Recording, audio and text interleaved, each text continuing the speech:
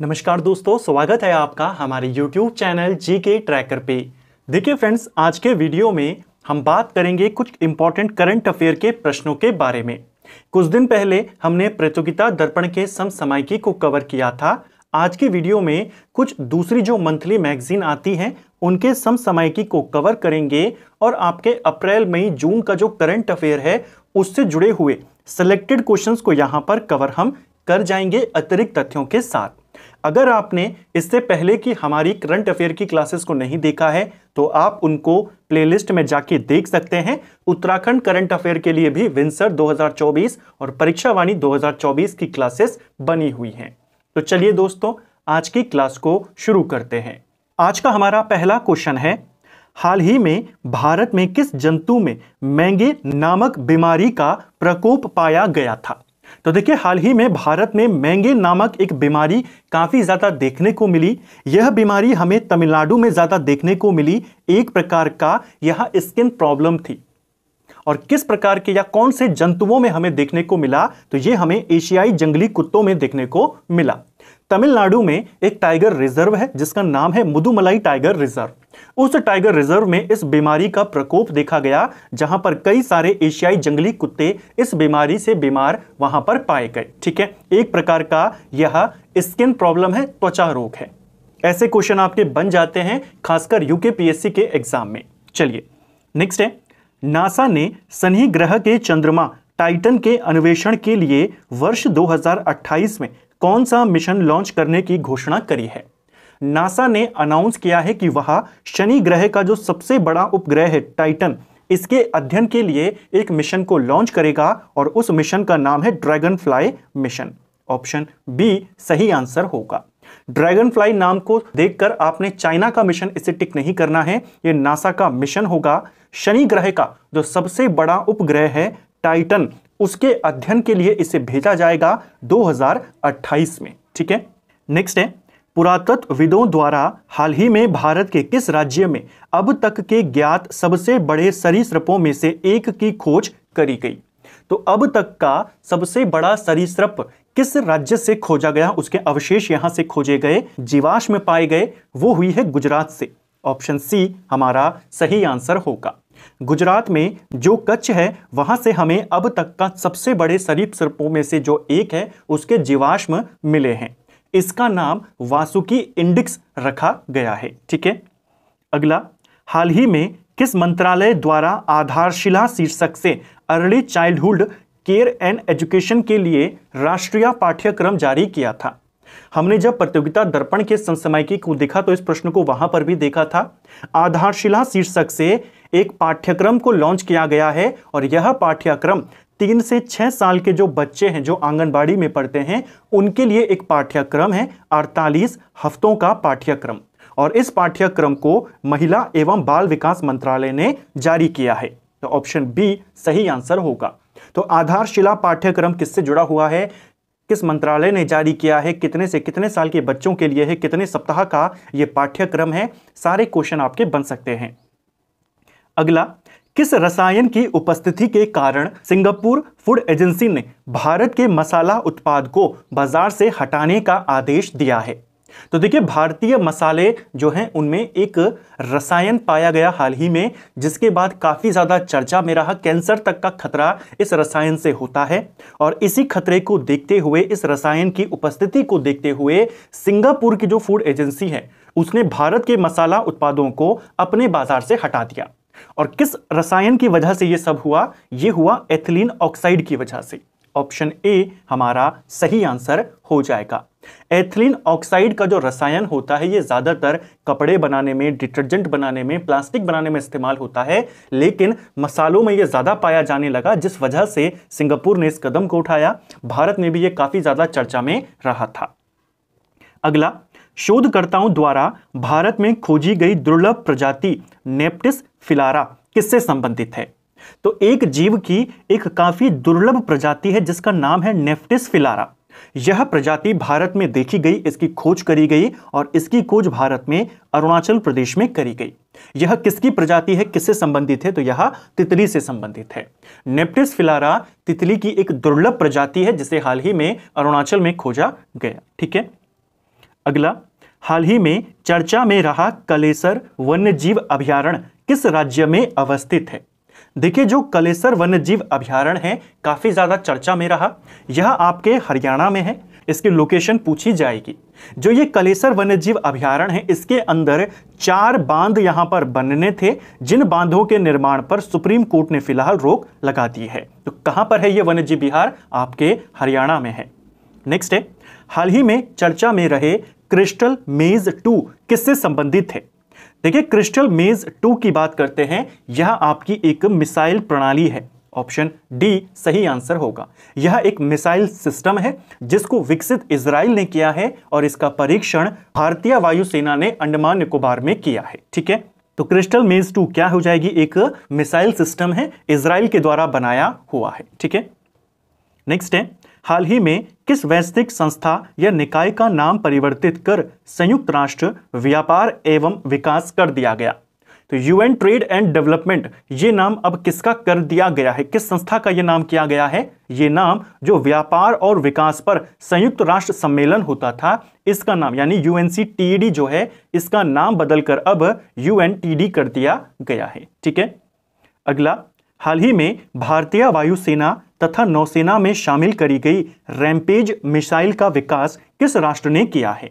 Rampage missile हाल ही में भारत की वायुसेना और नौसेना में शामिल हुई, इसको शामिल किया गया और इस मिसाइल को इजराइल ने विकसित किया है। ऑप्शन ए सही आंसर हो जाएगा। हवा से सतह पर यह मिसाइल वार करती है, 250 किलोमीटर तक की इसकी रेंज है। हाल ही में किस सार्वजनिक क्षेत्र के उद्यम को नवरत्न का दर्जा प्रदान किया गया? तो कौन सी कंपनी है जिसको हाल ही में नवरत्न घोषित किया गया सरकार के द्वारा? इस कंपनी का नाम है IREDA, इरेडा जिसको हम कहते हैं। हिंदी में जो इसका पूरा नाम है, भारतीय अक्षय ऊर्जा विकास एजेंसी लिमिटेड, यानी Indian renewable energy development agency. जैसे उत्तराखंड में उरेडा है, वैसे ही देश में इरेडा है। ठीक है, इरेडा को हाल ही में भारत सरकार ने नवरत्न कंपनी का दर्जा दिया है। हाल ही में चर्चा में रहा आर्टिफिशियल टूल टैक्टिक AI खेल की किस विधा से संबंधित है? देखिए, एक नया AI लॉन्च किया गया, इसका नाम है टैक्टिक AI। टैक्टिक AI जो है आपका, ये फुटबॉल से संबंधित है। ऑप्शन बी सही आंसर होगा। इस AI को, जो ये टैक्टिक AI है, इसे गूगल ने विकसित किया है। इस AI के माध्यम से आपको फुटबॉल के खेल में रणनीति बनाने में मदद मिलेगी। यह AI सामने वाली टीम की जो स्ट्रेटजी है, जो उनका पूरा प्लान है, किस फॉर्मेट में वो या किस फॉर्मेशन में वो खेल रहे हैं, उसका अध्ययन करके उसको कैसे आप काउंटर कर सकते हैं, उसकी भी जानकारी ये ऐप आपको देगा, ये AI आपको देगा। तो टैक्टिक AI आपके फुटबॉल की रणनीति के लिए बनाया गया है। ऑप्शन बी सही आंसर होगा। नेक्स्ट है, हाल ही में लॉन्च किए गए चांगाई 6 मिशन का संबंध किस खगोलीय पिंड के अन्वेषण से है? चांगाई 6 मिशन जो है आपका, ये चंद्रमा के अध्ययन से संबंधित है और इस मिशन को किसने भेजा था? चीन ने भेजा था। तो चांगाई 6 चीन ने लॉन्च किया है चंद्रमा के लिए। हाल ही में भारत के किस राज्य में वेस्ट नाइल बुखार के मामले दर्ज किए गए? यह एक बुखार है जो वायरस के माध्यम से होता है, वेस्ट नाइल वायरस के कारण होता है। हाल ही में इसके मामले भारत में भी देखने को मिले और ज्यादातर मामले इसके केरल में देखने को मिले। ऑप्शन बी सही आंसर हो जाएगा। ठीक है, इस बुखार का या इस वायरस का अभी तक इंसानों के लिए कोई भी टीका उपलब्ध नहीं है। तो काफी इंपॉर्टेंट ये बीमारी है, काफी ज्यादा घातक बीमारी है। भारत में केरल में इसको देखने को हमें मिला। नेक्स्ट है, हाल ही में किस भारतीय फुटबॉल खिलाड़ी ने अंतर्राष्ट्रीय फुटबॉल से संन्यास लेने की घोषणा करी है? कुछ दिन पहले भी हमने इसको देखा था। अंतर्राष्ट्रीय फुटबॉल से संन्यास लिया है हाल ही में सुनील छेत्री ने। सुनील छेत्री को लेकर के कुछ बातें पूछी जा सकती हैं। इंडियन फुटबॉल टीम के कैप्टन रहे हैं। इन्होंने अपना आखिरी मैच जो खेला वह इन्होंने 6 जून को कलकत्ता में कुवैत के खिलाफ खेला, ठीक है, 2024 में। और इन्होंने जो अपना डेब्यू किया था, पहला मैच खेला था, वो 2005 में खेला था पाकिस्तान के विरुद्ध। तो इनको लेकर सवाल बन सकता है। इनको 2011 में अर्जुन पुरस्कार से और 2019 में पद्मश्री से सम्मानित किया गया था। सुनील छेत्री ने अपने करियर में 150 मैचेस खेले जिसमें उन्होंने 94 गोल्स किए। किस संगठन ने सशस्त्र बलों के लिए उर्गम स्वदेशी असॉल्ट राइफल विकसित करी है? तो एक नई स्वदेशी राइफल है, असॉल्ट राइफल है, जिसका नाम दिया गया है उर्गम। और इसको किसने विकसित किया है? ज्यादातर हथियार भारतीय सशस्त्र बलों के लिए, सेना के लिए कौन बनाता है भारत में? डीआरडीओ बनाता है। तो इसे भी किसने बनाया है? डीआरडीओ ने बनाया है। हाल ही में कौन सा देश अमेरिका को पीछे करते हुए भारत का सबसे बड़ा व्यापारिक साझेदार बन गया? इसे भी हमने देखा था और पूरे डेटा के साथ देखा था कि भारत का सबसे बड़ा व्यापारिक साझेदार पिछले 2 साल से अमेरिका बना हुआ है। लेकिन इस वित्तीय वर्ष में जो 2023-24 का वित्तीय वर्ष है, उसमें अमेरिका को पीछे छोड़ दिया है चाइना ने। अमेरिका के साथ हमने टोटल 118.3 बिलियन डॉलर का व्यापार किया, जबकि चाइना के साथ हमने 118.4 बिलियन डॉलर का व्यापार किया। तो अब हमारा सबसे बड़ा व्यापारिक साझेदार कौन है? चाइना है। ठीक है, नेक्स्ट है, दुनिया के 50 सबसे अमीर शहरों में भारत के कितने शहर शामिल हैं? तो देखिए, हाल ही में एक रिपोर्ट जारी करी गई 5 मई 2024 को। दुनिया के जो सबसे रिचेस्ट सिटी हैं उनकी वो रिपोर्ट थी। उस रिपोर्ट में दुनिया के 50 सबसे अमीर शहरों को शामिल किया गया। इन 50 शहरों में 2 शहर भारत के भी थे, एक हमारी मुंबई और मुंबई के साथ एक दिल्ली। ये दुनिया के 50 सबसे अमीर शहरों में शामिल हैं। मुंबई को इस सूची में 24वां नंबर और दिल्ली को 37वां नंबर दिया गया। ठीक है, दुनिया के सबसे अमीर सिटी न्यूयॉर्क को माना गया है इस सूची में। ठीक है, मुंबई 24 पर है, दिल्ली 37वें पर है। हाल ही में कौन सी भारतीय कृति यूनेस्को की memory of the world Asia Pacific regional register में शामिल करी गई है? इसको भी हमने देखा था कि इस रजिस्टर में भारत की 3 प्रसिद्ध रचनाओं को शामिल किया गया है, जिसमें एक है रामचरितमानस। ऑप्शन डी इसका सही आंसर होगा। यूनेस्को की इस रीजनल रजिस्टर में भारत की 3 रचनाओं को शामिल किया है। एक आपकी रामचरितमानस है, इसके अलावा एक रचना है पंचतंत्र और एक रचना है सहृदय लोक लोकन। इसको आपने याद करना है। रामचरितमानस को गोस्वामी तुलसीदास ने लिखा है, पंचतंत्र को विष्णु शर्मा ने लिखा है और सहृदय लोकन को आचार्य आनंदवर्धन ने लिखा है। ठीक है, सहृदय लोक लोकन इसका पूरा नाम है। इन 3 रचनाओं को शामिल किया गया है यूनेस्को के इस रीजनल रजिस्टर में। अगला, हाल ही में ईदा शिशा नोग्रांग को किस राज्य की पहली महिला पुलिस महानिदेशक नियुक्त किया गया? किसी भी राज्य में पुलिस का जो सबसे बड़ा अधिकारी होता है वो आपका डीजीपी होता है।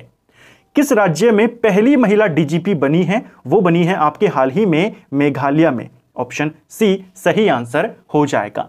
मेघालय की डीजीपी बनी है ईदा शिशा नोग्रांग और मेघालय में पहली ये महिला है जो डीजीपी के पद पर पहुंची है। अगर आपको पूछेगा उत्तराखंड में कौन पहली महिला थी जो डीजीपी बनी, तो कंचन चौधरी भट्टाचार्य। न केवल उत्तराखंड बल्कि पूरे देश में डीजीपी बनने वाली पहली महिला वही थी। ठीक है, ये किस राज्य की बनी है? ईदा शिशा, ये मेघालय की बनी है। अगला, भारत और किस देश के बीच झूला घाट सस्पेंशन ब्रिज अब पूरी तरह से चालू हो गया है? 15 मई को सी यूटेट का एग्जाम हुआ, उसमें यह करंट अफेयर का प्रश्न पूछा गया था। देखिए, झूला घाट सस्पेंशन ब्रिज की अगर हम बात करते हैं, यह ब्रिज भारत और नेपाल के बीच में है। उत्तराखंड का जो पिथौरागढ़ है, पिथौरागढ़ जिले को यह नेपाल के बैतडी जिले से जोड़ता है। तो इंपॉर्टेंट हो जाएगा क्योंकि एक तो उत्तराखंड में स्थित है और दूसरा एक अंतरराष्ट्रीय ब्रिज है। ठीक है, तो किस किस को जोड़ता है? पिथौरागढ़ को नेपाल के बैतडी जिले के साथ ये ब्रिज जोड़ता है। ठीक है, ऑप्शन बी। अगला, भारत में पद्म भूषण प्राप्त करने वाले पहले पैरा एथलीट कौन है? पहले पैरा एथलीट जिनको पद्म भूषण, जो भारत का तीसरा सर्वोच्च नागरिक पुरस्कार है। सबसे बड़ा पुरस्कार कौन है भारत में? वो है भारत रत्न। उसके बाद कौन है? पद्म विभूषण। और तीसरे नंबर पे आता है पद्म भूषण, उसके बाद आता है पद्मश्री। तो तीसरे नंबर का सर्वोच्च अवार्ड है पद्म भूषण और इसको प्राप्त करने वाले पहले पैरा एथलीट जो हैं वो देवेंद्र झांझरिया हैं। ऑप्शन बी सही आंसर हो जाएगा। नेक्स्ट है, डीआरडीओ ने MIRV तकनीक से लैस अग्नि 5 मिसाइल का पहला सफल उड़ान परीक्षण किया। MIRV का पूर्ण रूप क्या है? ये क्वेश्चन भी और ये वाला जो आपकी मिसाइल है, ये जो तकनीक है, काफी ज्यादा चर्चा में रही थी। इस तकनीक से बनी है हमारी जो मिसाइल बनाई है डीआरडीओ ने, अग्नि 5। क्वेश्चन बन जाएगा, अग्नि 5 में किस प्रकार की तकनीक का इस्तेमाल हुआ है? MIRV का इस्तेमाल हुआ है। काफी कम देशों के पास ये टेक्नोलॉजी है। इसकी फुल फॉर्म याद करेंगे, multiple independently targetable re entry vehicle इसका पूरा नाम है, MIRV। ठीक है, अगला, भारत के 16वें वित्त आयोग का अध्यक्ष किसे नियुक्त किया गया है? तो 16वें वित्त आयोग का जो अध्यक्ष बनाया गया है वो अरविंद पनगड़िया को बनाया गया है। ऑप्शन डी सही आंसर होगा। देश के नए नौसेना प्रमुख कौन बने हैं?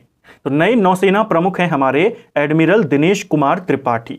ऑप्शन सी सही आंसर हो जाएगा। ठीक है, इनसे पहले आर हरि कुमार नौसेना के प्रमुख थे। अब अप्रैल 2024 में दिनेश कुमार त्रिपाठी बने हैं। दुनिया में सबसे अधिक सौर ऊर्जा उत्पादक देश कौन है? तो देखिए, मई 2024 में ब्रिटेन के द्वारा एक रिपोर्ट साझा करी गई। उस रिपोर्ट में बताया गया कि दुनिया में सबसे ज्यादा सौर ऊर्जा का जो उत्पादन होता है वो चाइना में होता है। ऑप्शन बी सही आंसर होगा। दूसरे नंबर पे अमेरिका का स्थान आता है। तीसरे नंबर पे पिछले साल जापान था, लेकिन इस साल तीसरे नंबर पर कौन आ गया है? भारत आ गया है। भारत पिछले साल 90वें पायदान पे था, लेकिन अब कौन से नंबर पर है भारत? तीसरे नंबर पर है। तो क्वेश्चन बन सकता है सौर ऊर्जा के उत्पादन में भारत दुनिया का कौन से नंबर का देश है? तब आप कहेंगे तीसरा। हम जापान को पीछे छोड़कर नंबर 3 पर आ गए हैं। ठीक है, नेक्स्ट है, माउंट एवरेस्ट पर चढ़ने वाली सबसे उम्रदराज भारतीय महिला कौन बनी है? तो देखिए, अभी मई 2024 में एग्जैक्ट डेट की बात करें तो 19 मई 2024 में माउंट एवरेस्ट पर चढ़ी हैं, जिनका नाम है ज्योति रात्रे। ज्योति रात्रे माउंट एवरेस्ट का सफल आरोहण इन्होंने किया है और इनकी उम्र है 55 साल। सबसे उम्रदराज महिला ये बनी है भारत की जिन्होंने माउंट एवरेस्ट पर चढ़ाई करी है। ठीक है, ऑप्शन सी सही उत्तर है। नेक्स्ट है, महिला T20 विश्व कप 2024 का आयोजन किस देश में किया जाएगा? हाल ही में पुरुष T20 हुआ था, वेस्ट इंडीज अमेरिका में हुआ, इंडिया ने साउथ अफ्रीका को हराया फाइनल में। अब यहां पर सवाल है, जो महिला T20 वर्ल्ड कप होना है, इसी साल होना है, अक्टूबर में होना है 2024 में, ये वाला वर्ल्ड कप कहां होगा? ये वर्ल्ड कप आपके बांग्लादेश में होगा। ऑप्शन सी सही आंसर होगा। 3 से 20 अक्टूबर के बीच में इस विश्व कप का आयोजन होना है। कहां पर होगा? बांग्लादेश में। अगला, Sultan Azlan Shah hockey trophy 2024 किस देश ने जीती है?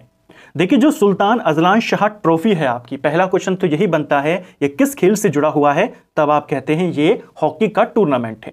एशिया का काफी फेमस हॉकी टूर्नामेंट इसे माना जाता है। इस टूर्नामेंट को पहली बार जापान ने जीता है। ऑप्शन सी सही आंसर होगा।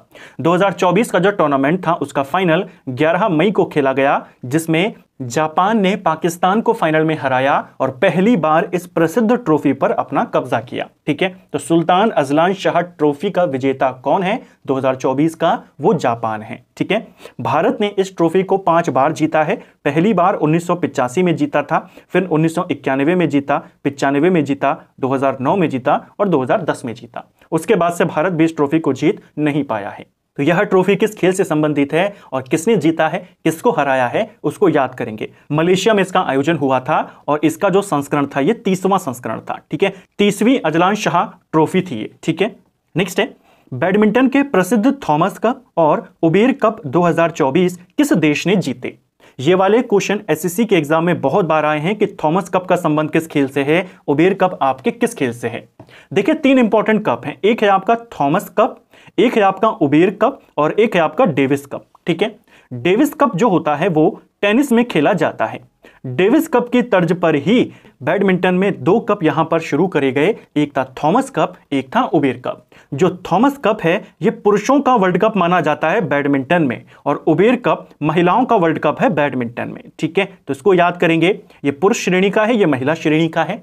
2024 के जो ये टूर्नामेंट हुए, दोनों को जीता है चाइना ने। ऑप्शन सी सही आंसर होगा। यानी पुरुषों का बैडमिंटन वर्ल्ड कप और महिलाओं का बैडमिंटन वर्ल्ड कप दोनों किसने जीते हैं? वो चाइना ने जीते हैं। ऑप्शन सी इसका सही आंसर होगा। भारत ने, ये दोनों टूर्नामेंट भी काफी पुराने टूर्नामेंट है, काफी प्रतिष्ठित टूर्नामेंट है। भारत ने थॉमस कप जीता है केवल एक बार आज तक, वो 2022 में जीता था। ठीक है, अगला, इंडियन सुपर लीग ISL 2023-24 का खिताब किसने जीता?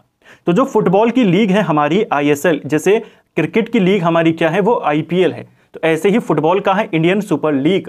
2023-24 का जो संस्करण जीता है वो मुंबई सिटी FC ने जीता है। ऑप्शन बी हमारा सही आंसर हो जाएगा। ठीक है, नेक्स्ट है, आईपीएल 2024 में emerging player of the year का पुरस्कार किसे दिया गया? आईपीएल से संबंधित सवाल भी बन सकते हैं। जो बेसिक सवाल हैं, जो सिंपल सवाल हैं, उनके चांसेस कम होते हैं कि जीता कौन, तो आप कहेंगे केकेआर। हराया किसको, तो आप कहेंगे एसआरएच को हराया। लेकिन जो थोड़े से डीप क्वेश्चन होते हैं कि emerging player of the year कौन बना था इस साल के आईपीएल में, ये दिया गया था नीतीश रेड्डी को। ऑप्शन बी इसका सही आंसर हो जाएगा। ठीक है, हैदराबाद के ये खिलाड़ी हैं, बैट्समैन हैं, इनको 2024 का emerging player of the award दिया गया।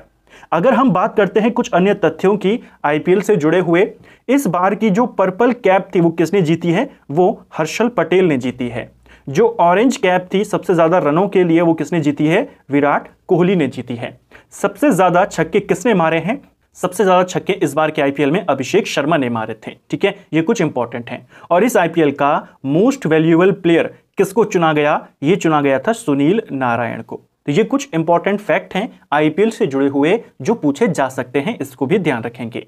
तो फ्रेंड्स, ये था हमारा आज का वीडियो जिसमें हमने करंट अफेयर के कुछ इंपॉर्टेंट क्वेश्चंस को यहां पर कवर किया। इन क्वेश्चंस को डिटेल के साथ देखा, इनको हमने एक्सप्लेनेशन के साथ कवर करने का प्रयास किया। सभी क्वेश्चन बिल्कुल सिलेक्टेड थे, आपके आगामी एग्जाम ओरिएंटेड थे। उम्मीद करता हूं आपको आज का वीडियो पसंद आया होगा। अगर आपको ये वीडियो पसंद आई है तो वीडियो को लाइक करें, चैनल पर नए हैं तो सब्सक्राइब करें, अपने दोस्तों के साथ शेयर करें। वीडियो आपको कैसा लगा कमेंट बॉक्स में हमें जरूर बताएं। Thank you friends.